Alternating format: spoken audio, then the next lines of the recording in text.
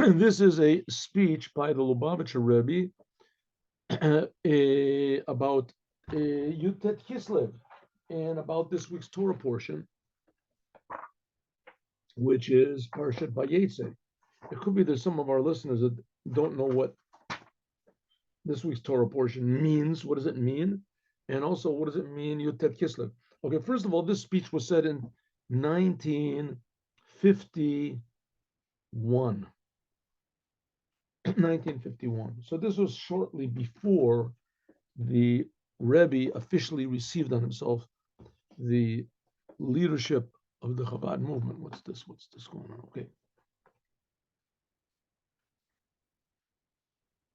This week's Torah portion means that every week, we Jewish people for the last 3,334 years have been reading the Torah in public since we received it. And sometimes they used to finish it once every 3 years, every 2 years.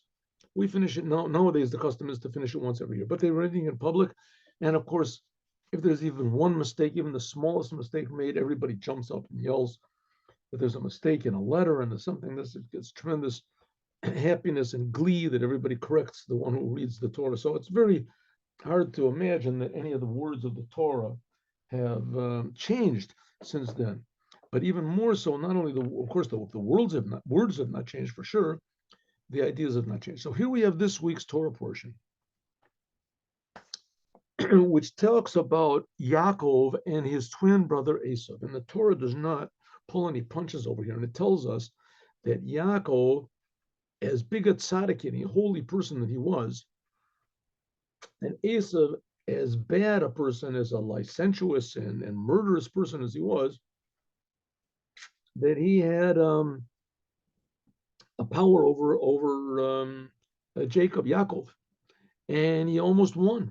He almost won. It said this is a big battle going on, and he almost won. So finally, this week's Torah portion, Yaakov meets up with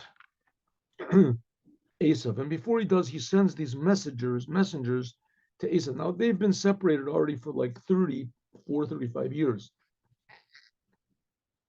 And now he finally meets up with him, and there's sparks flying because Esav wanted to kill him, and he still remembers Esav wanted to kill Yaakov because Jacob stole his birthright. And now Yaakov hopes that Esav does not hate him anymore. So he says, go and tell Yaakov. He tells these messengers, and Yaakov says they weren't exact. What type of messengers were they? They were angels. And he said, go and tell these angels, go and tell Yaakov, go and tell Esav that I was with Lavan, in Lavan Garti, that I was over there with Lavan. The last 20 years, I was by Lavan taking care of his flock. So like that's really supposed to impress Esav. So Rashi says, no, what it means is, the implication is I was with Lavan, in Lavan Garti, I was with Lavan. Who is Lavan, by the way? Lavan is his uncle, the uncle of Yaakov. He's his mother's brother. Lavan is the brother of Rivka, the mother of, and he's like really an evil guy, a trickster and everything like that. But Yaakov fixes him up. We saw that last week. Yaakov fixes him up, and in the end, Lavan kisses all of his children. He gives them a big blessing. And after all, Lavan becomes the grandfather of the Jewish people. Lavan is the father of Leah and Rachel, and they are the parents of all the Torah tribes. So he's the father. Okay. So anyway, so what's the message he sends to him? He says, go to Lavan and tell him that I've been by Lavan and I've kept the 613 commandments. In Lavan Garti v'teriag mitzvah shamarti. That's what Yaakov tells these messengers to say to his brother, his murderous brother. I've been by Lavan and I kept the 613 commandments. Now, you can ask yourself, what type of 613 commandments? The Torah was only given like a few hundred years after this whole story. Right? The Jews had to be in Egypt for 210 years as slaves, and then they wandered. Then they got the Torah. So this was like 250 something years before the Torah was given. So how could he possibly keep the commandments? So the answer is that the commandments are there before the world was there. The world is created in the pattern of the Torah. The Torah was the blueprint for the creation of the world. The Torah is God's will and wisdom. And who creates the world? God. And this is the inner brain, if you want to call it, a will of God, the Torah. So Abraham, Isaac, and Jacob, they tuned into this before the Torah was given. And of course, you can ask the question, so why do you have to give the Torah if they already tuned into it?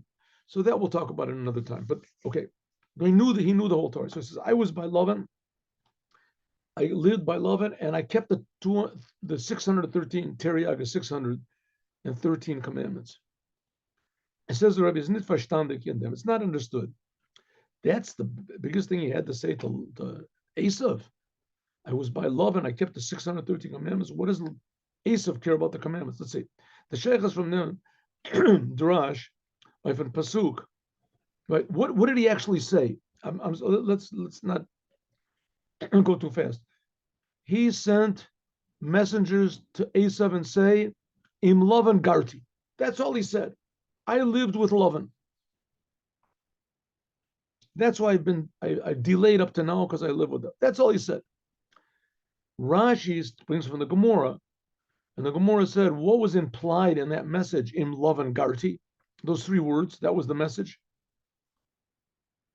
Teriag mitzvah shamarti, 613 commandments I kept. How did he imply from these three words, with Lavan, I lived with Lavan, right? With Lavan, I lived. How did he imply for that? Did he imply from that he did the 613 commandments? What's the connection from this on the pasuk Teriag mitzvah shamarti? Some simple meaning that I lived with Lavan. Number two, was es given nogea? Why was it in any way relevant? Modia zayin Esav, to tell Esav that Jacob was saying, hey, I kept the 613 commandments. He should have said, listen, I lived by Lavan for 20 years and I learned all sorts of methods of secret self-defense, and I have all sorts of curses and magic that I can use. That's what he should have said. Impress Lavan with power. What does Lavan care about? I kept the 613 commandment. Number three, was is the Torah hora from them from us? What does this teach us? Okay, whatever it says in the Bible, it says, that was history, but no, you can't say that. The whole essence of the Torah is not just a history book of the Jews, telling us what was and how noble were our forefathers. This is coming to tell us, it's coming to tell us that also, but it's coming to tell us something about what we're supposed to do right now. Right? Like we've said so many times, everything there is in the Torah is inside of us. Inside of us is an Abraham and an Isaac and a Jacob and a Lavan and an Esav. What is it coming to tell us? Because the essence of the Torah is dynamic. It's a book that tells us what to do in this world and how to perfect this physical world. Okay. The Pirush, the reading Lavan Garti, what does it mean that I lived with Lavan? Is as Allah Inyani, that all the things with Lavan are Arami. Everything that I did over there for the last 20 years, Allah Gashmi Zechazach and everything, Shur V'Chamor, he came back a rich man. Yaakov was a rich man.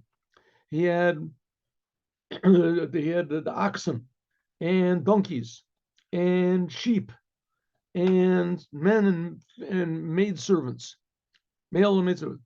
Zayin and Bayim was only in a way of Garti. It was only just a temporary dweller. Now a ger, a person who ger means a temporary resident. That's the word for a ger means. He's a temporary dweller. Temporary. He says, everything that I did, I was by love, and everything, all this riches that I came away, this is only by me, it's temporary. It's how do you say, informal, by the way. Fremdazach, it's like an extra thing to me. It's not my essence.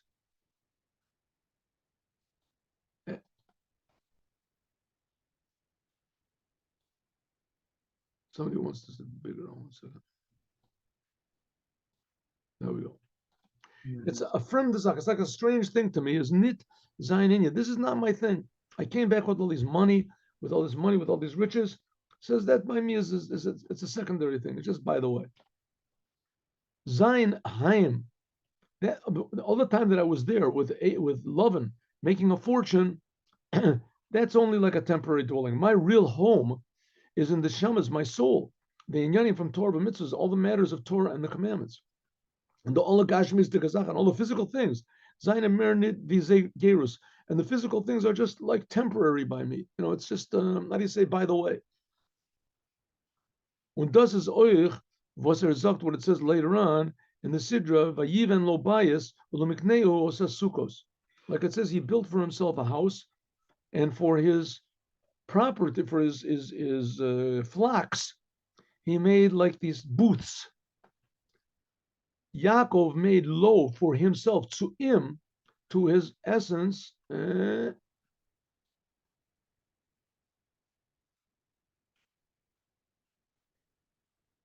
This means Zayin etzem, to his essence, to his soul. That's the real essence of Jacob. He says, for I made a house.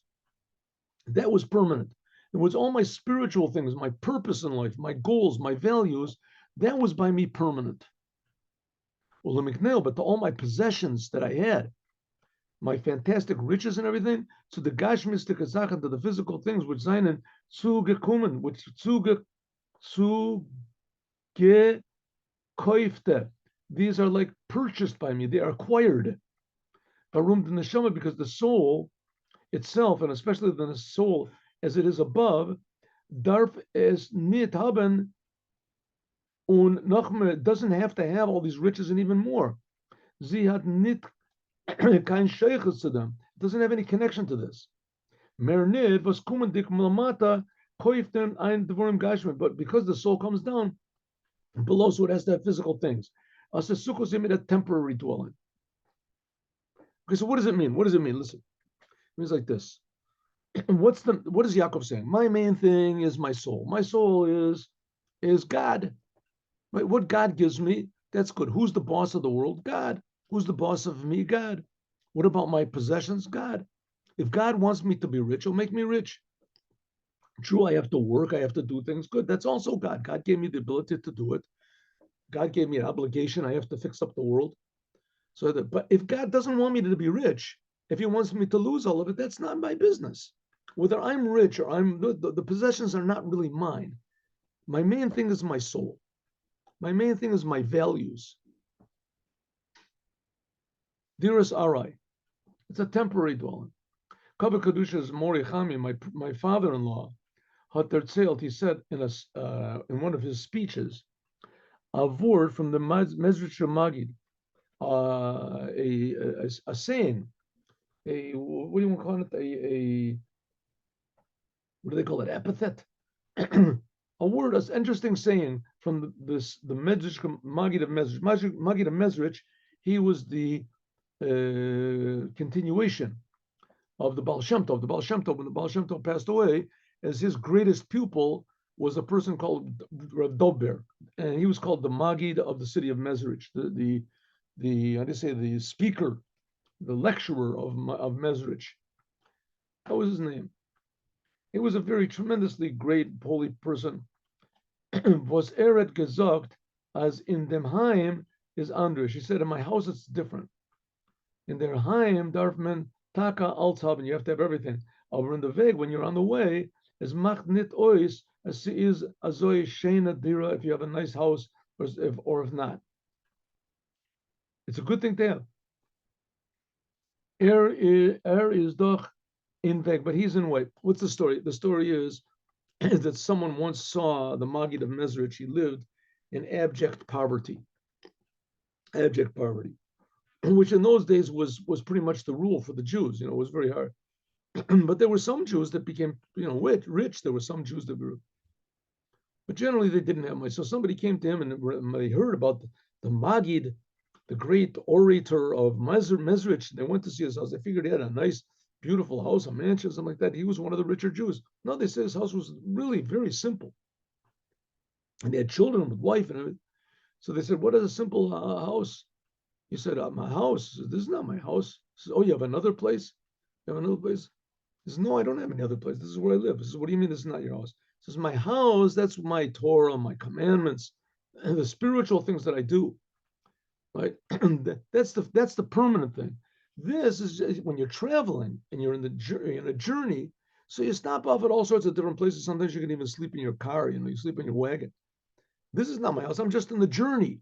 The journey is in right. The house is when Moshiach comes. So who's the real boss of the world? If I'm the boss, I deserve a nice big house. But the fact is, I'm not the boss. I'm just on the other hand. If God doesn't want me to have a nice big beautiful mansion, why not? Every Jew certainly deserves it. We're the sons of God. So if we do, we shouldn't treat it as in some way that's a sign that we're better than anybody else. It's a sign that that's what God wanted us to have. And if He didn't want us to have, so we wouldn't have it. Whatever, God is the boss, not us. Like them, that's what Yaakov said. Yaakov said his main thing was when I was by Lavan, Garti, everything I had over there, all my riches, all my success, that was only like I'm on the way. It's just temporary. Lloyd them, vet men verstehen, we can understand the sheikh is the connection from the pshat, the simple meaning, with the how do you say, the homiliac interpretation. Yaakov said, I lived with Lavan. That's what he said. Homiletic interpretation is, I kept the 613 commandments. Mitzad dem was Lavan Garti. He said, I lived with Lavan, means what I was a temporary resident. Vet the Gashmistika, all the physical things, the Gashmistika Zachen, the physical things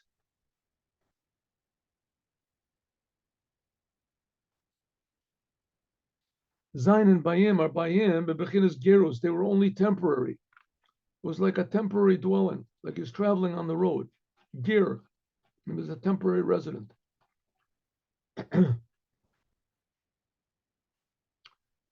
By means of this, the Gashmis, the physical world, did not confuse him.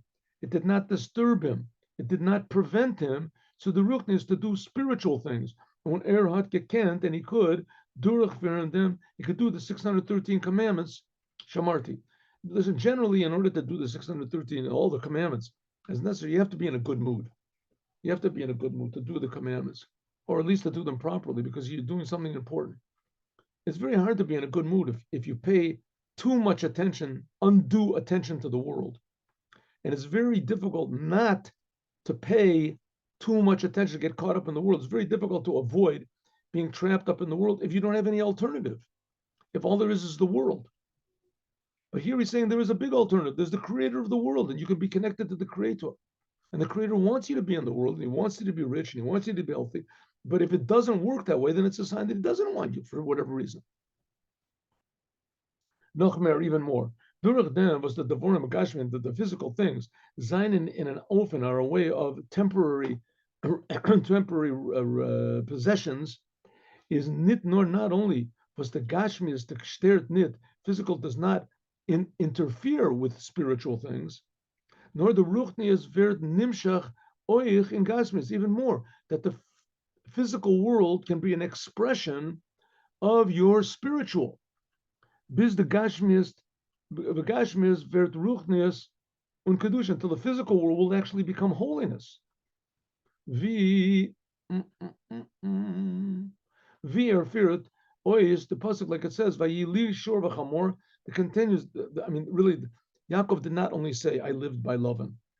The sentence was a little bit longer, but from those first three words, you can imply that he kept the commandments, he said. Afterwards, it said, and I have oxes and donkeys and sheep and servants and maid servants. All these things were li, they were to me. Zum ikar be'etzem Yaakov. Two of these things didn't really pay attention to Yaakov. They didn't, I say, interfere with Yaakov. Yaakov didn't really, but on the other hand, Yaakov said, one second, why do I have all these riches? Because God wants me to have. So if God wants me to have all these things, it means I have to do with them what God wants me to. It's a loan from God. All of my billions of dollars, whatever he had. And Midrash, I just saw yesterday, I'm sorry, I forgot the person's name. Someone sent me that there was a rich Jew in Boston. He had a huge mill. It was like the biggest mill, I think, in the world for textiles. And he was a religious Jew. His father was, I guess, even more religious. I don't know. But anyway, he was a religious Jew. And his father was, and so was his grandfather. They came over, I guess, from Germany. I don't know where it was. Long before the war. And they built up this textile business, and it became a multi-million-dollar thing. Anyway, there was a fire, and the fire destroyed the whole place. So the insurance said that it was insured, and you could get like, I don't know, 300, 400 million dollars in insurance. No, any normal person, what he would do was, the workers they had, they had their whatever's welfare or whatever, and I guess maybe the insurance covered them as well for a little bit. And the ideal thing was he should have taken the money and he could have just moved to another place where it was cheaper. So he made a big meeting. It was very impressive. He made a meeting. This all happened, I think it happened like in the 50s, the 60s. He had like 2,000 workers, 2,000, 300,000, I remember, I forget, and 2,000 workers. And he gathered them all together and they were all worried, okay, they would get insurance, but how much insurance would they get? And they would have to find other jobs. And what would they do? And and they had been working in this place. Some of them were working there for 10, 20 years. They didn't really know anything else. So he made this big meeting and he said, everybody was almost all of them were non-Jews that worked there, I think. They didn't look very Jewish. Anyway, so some of them were, I guess, Spanish. They couldn't even speak English. So he said, first of all, everyone, I'm going to rebuild this place. I'm going to rebuild it, and everybody's going to get their job back. And until I do rebuild it, all the time that you weren't being working, you're going to get full wages. Full wages. I'll pay you full wages every month. Everybody was just crying, and they were just. So they asked them, why did you do such a stupid thing like that? I mean, that financially you didn't have to do that, and it was financially a bad move to make. And he said, listen, the Torah says that you have to be honest with your workers. The Torah says that you have to love your fellow man. The Torah says that you have to, place where there's no person, you have to be a person. You have to be an example of justice, of righteousness. You have to go according to the Torah. You have to be a good example. So it ended up that they did rebuild the place back, but it eventually went out of business. So he says he doesn't really regret anything. He doesn't regret anything. He had, according to the Torah, he had to make a good impression. In other words, what does it mean? The money, why did he make a business? He made the business to make money, right? He made the business to make money. Other people could make clothing. He had to make clothing. He made it to make money.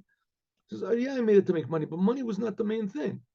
Money was not the main thing. Here I'm working with people. There's human beings. And also you have to make money. You have to be honest with money. The money is not mine, it's God's.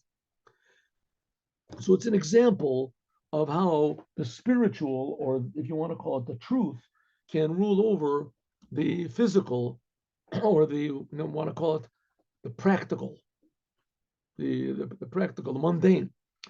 In the Midrash, it says in the pasuk Vayili Shor B'Chamor, Ebe V'Shivcha, it says the Chamor, this is the Moshiach. Like it says that the Moshiach is going to be a poor person riding on a donkey. Moshiach. Moshiach, it says the Moshiach is going to come because of our work in this world, our doing Torah, especially the Jews, doing Torah and commandments. Thus says this means, as Durach Demba means of this, was Yeder Yidba means that every Jew, that Mavor Zion, he refines his body and his animal soul and his part in the world. Un Oisnutzen, and he uses everything that he comes in contact with for holiness, for what the Torah says. I like the example I just gave. Is Durach Dem, by means of this, Vet Men Mamshech, he can drive down this revelation from the future. Und does is their Hemshech from the Pesukim. That's what it means in Love and Garti, by Eli Shor V'Chamor. But by Durach Dem, by means of this, that Yaakov was, his physical things were just gerus, they were only temporary by him, and that wasn't the main thing. And the only person was just to make vessels for God. Garti, as Voinen, Voinen, he just temporarily lives in the physical things that he has. Durach dem, by means of this, is a showing Gaven, he was already ready for the Mashiach. By Yilishor v'chamor, that's the Melech HaMashiach. Okay, here we have this, there's an underlying theme going over here, and that is that the goal of life is not to go to heaven. In fact, it's not even mentioned in this whole business at all. It's not mentioned in the whole five books of Moses, heaven and hell. Because the main purpose of the creation is this world. The main purpose of this world is the creation is to make this world holy and complete. And that's why God gave the physical commandments in this world. When to leave them because of this, therefore he sent these messengers to Esav, they're telling him and telling him, as had showing that he already finished all of birurim, all the refinements and the work that he had to do in the world. And when his great so Mashiach, now he's ready for Mashiach. Rechendig. And he thought, as Oich Esav, that also Esav in this long time, he came to his senses, and he also did his job, what he was supposed to do in the world. After all, he was his twin brother. When Oich Mitzad Esav, that also by Esav could now come the future redemption. Could come, it wouldn't be future, it would have been then. That therefore they end these messengers that Yaakov sent, and he told them to tell Esav that I've been with love and I've refined the world. I've done everything I'm supposed to, and because of that, Yeli Chamor, the donkey of Mashiach, can come. As Esav sent a message back, I don't know what you're talking about, man. I didn't want no any Mashiach. I'm looking around for some pleasures and from power. Bano Esav Achicha, we've come to your brother Esav. From dein Zeit, from your side, is a Shoin Achicha. He's your brother. Bis Shoin great, and you are already ready for the future redemption, the Geula. Aber but Esav, from Zion's side, from his side, he is still Esav. Kodam Abiror, he has not purified anything. So therefore, cannot nit come in the Geula, the future redemption cannot come yet. Let me just see one more page over here. One. Yes. As we'll finish, God willing, tomorrow. Thank you very much. Have a good day with Moshiach. Now, see you tomorrow at 8:15 in the morning.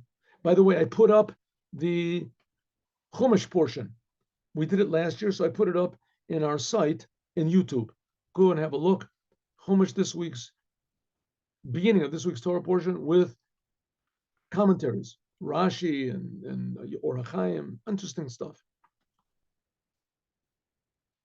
Have a good day with Moshiach now. And Chag Sameach, have a happy holiday. What's left of it, it's now Yud Kislev, the day that the second Rebbe of Chabad was released from prison. Very happy day. Not as happy as, not as overtly happy as what we're going to see next week. And Yud Kislev, but we'll talk about that tomorrow.